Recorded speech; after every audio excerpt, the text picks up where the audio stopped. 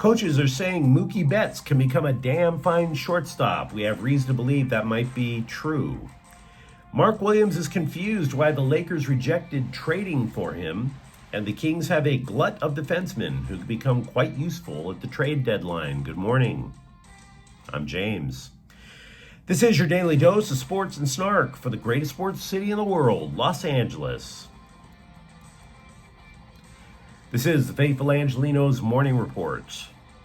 It's February 20th, 2025. And I got to tell you, I know the Lakers are coming into town to play tonight up here in Portland. There's something about flying into this place that gives you that I've landed in the Soviet gulag vibe, which sucks for them and for me. But if you like being in the know about LA sports, clickety-clack the like button. Clickety-clack the subscribe button. There's a notification bell. Hit that. It lets you know when we drop new content. Sharing is caring. Let people know we exist, and by all means comment. Now, before we go through the news and notes, look at the scoreboard. Charlotte 100, Lakers 97. That should never happen. Like, ever. LeBron James scored 26 points. Luka Doncic, though, he honestly stunk up the joint. He shot 5 of 18 for 14 points. The Lakers are in Portland tonight at 7. Welcome, Luka. Make sure you and the fellas packed your special don't slip on human poop galoshes. Meanwhile, the Clippers are at Milwaukee at 5. USC is facing 20th ranked Maryland at 5:30. And let's get to the news. Multiple coaches, both in and out of the Dodgers organization, are bullish on Mookie Betts returning to play shortstop this year, thanks to an offseason loaded with the preparation, instead of being thrown into the deep end of the pool right at the start of last year. Former major leaguer Troy Tulowitzki, now an assistant with the University of Texas, told the LA Times, quote, "I can truly tell you, I think he can be an elite defender at the position, which is just crazy to say," unquote. If you remember, the problem Betts had last year was his throwing. Of the 9 errors that he committed in 65 games at shortstop, 8 of them came by throwing. Now, Tulowitzki said the reason for that is he was still throwing like an outfielder, over the top, so he can get more torque, get the ball over a longer distance. They've been working on arm angles all offseason long to make sure that whatever happens, he can get the ball away without trying to go like this where, the important thing when you're an outfielder is to get the ball back to the infield. Precision, not nearly as much of a thing as when you're playing middle infield. Mark Williams has embraced the awkward. He chatted things up with the scribes about the aborted trade with the Lakers and said, quote, "I don't think I had failed my physical. That didn't even cross my mind. The night I got traded, I played hella minutes. Since I've been back at the start of the year, I've played games with a lot of minutes. I feel like every injury I've had has been well documented, and I've recovered and been 100% since. I don't know what went into that decision. I think that's up to them," unquote. To which I say, if you really want an accurate medical description, say that you play hella minutes, bro. No cap. Hella minutes. Yes, that's the way to go when you're trying to describe your situation. I would think that with Williams spilling the tea, the Lakers are kind of sus. No cap. Until you remember that despite playing hella minutes at the time of the trade, Williams actually missed hella games throughout his entire career. Hella minutes. He ghosted them about 60% of the games as a pro. Bet. And yes, I, at age 57, am your source for all the modern lingo. Hella minutes, no cap, kinda sus, bruh. Translation, you've missed over 60% of your games. Maybe you're not all that healthy, despite playing the medically approved hella minutes. The Kings have a problem on defense that, if solved properly, could actually boost the team overall. And it's a nice problem to have. They have too many decent options. For years, the Kings defense basically relied on Drew Doughty pairing up with Mikey Anderson for almost half the damn game. 'Twas a delightful pairing. Doughty had all this skill level that many hockey players could only dream of, so he'd go out and take risks, while Anderson was the reliable stay-at-home defenseman. Yes, if Doughty took a risk that was a little bit too risky, there was always Anderson right back there to stop the counterattack. So the Kings didn't even need the depth, because again, Drew Doughty would play half the game. And that was not a bad idea for over a decade, until Doughty's ankle snapped. Now, Doughty has returned, and he's played 6 games. And now the team realizes it has surprisingly enviable defensive depth. He's not even pairing with Mikey Anderson now. He paired with Vladislav Gavrikov. Anderson was injured. And there was zero difference, because Gavrikov and the other defensemen had lifted up their game with Doughty not being on the roster. So now Anderson, surprise, surprise, he's practicing at full capacity. So in other words, what I'm getting at is who sits, because the Kings have a ton of defensive depth. Brandt Clark, you really want to stunt his development? He was a healthy scratch for a few games, but you don't want to make that your modus operandi. He's your defenseman of the future. Who pairs with Doughty? Is it going to be Anderson or Gavrikov? For that matter, how do you solve this logjam? Well, the trade deadline's coming up. You're not going to trade away a surefire Hall of Famer in Doughty, but with this level of depth on the blue line, and you need a scoring winger, when you're thinking about trade deadline possibilities, that's where you should go.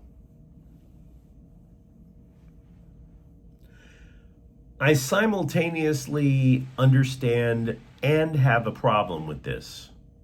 USC has canceled its spring football game. I hate it, but I understand it. It's part of a national trend. Ohio State and Nebraska also have nixed the exhibition.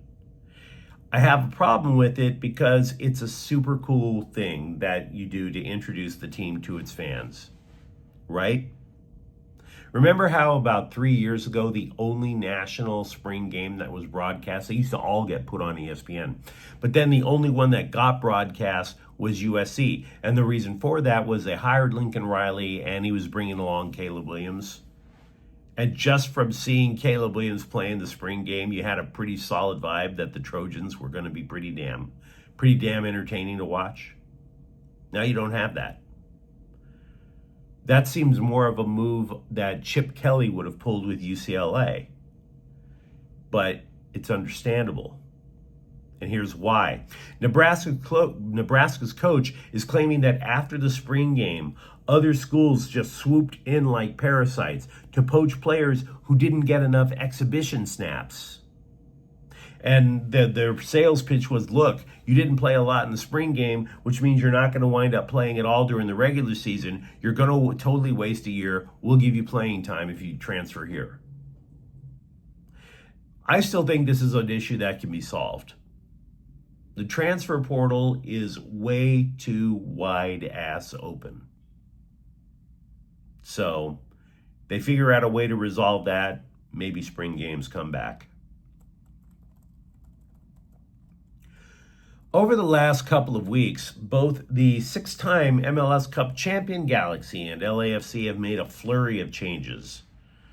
And I've been trying to get to a bottom line, trying to make sense of all this. What can we learn from all this drastic and sudden change? Consider the Galaxy. Just yesterday, they officially added yet another player, forward Matheus Nascimento from Brazil.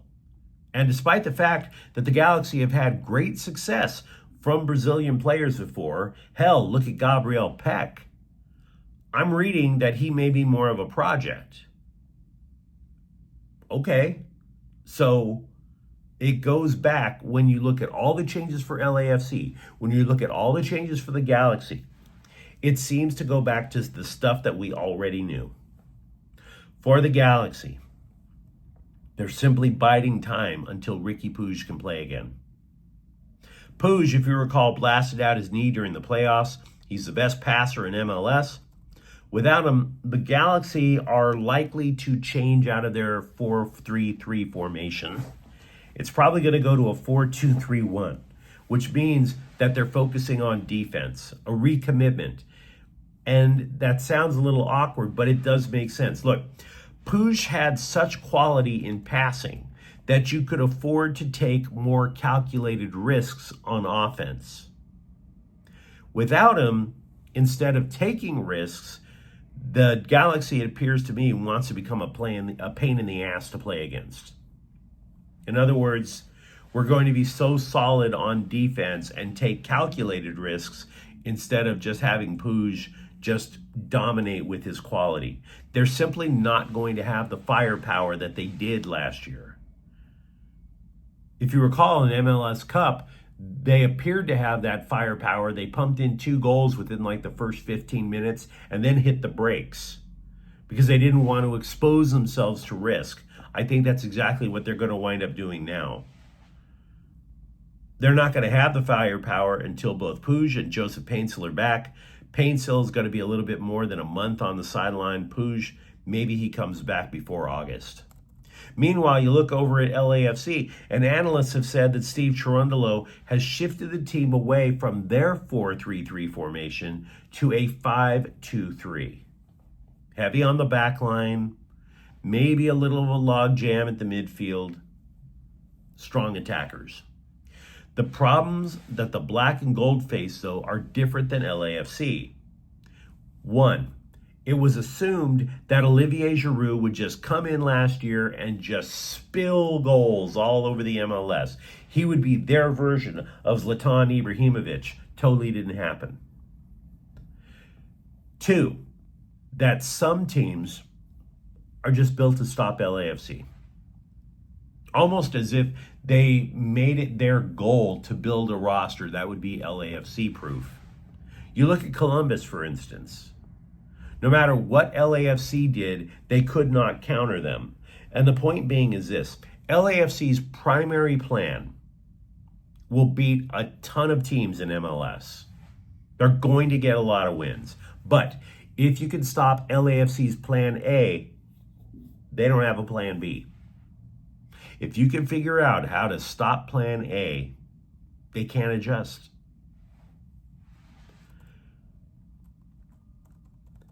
Fox Sports, and when I say Fox Sports, I don't mean the smarmy radio dude with the dad haircut and the khaki pants. Fox Sports is reporting that several teams have called the Rams about trading for Matthew Stafford. The Rams want in exchange a first-round pick.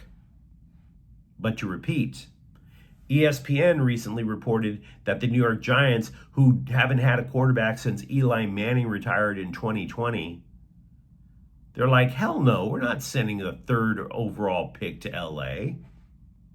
We're not sending that high of a first-round pick.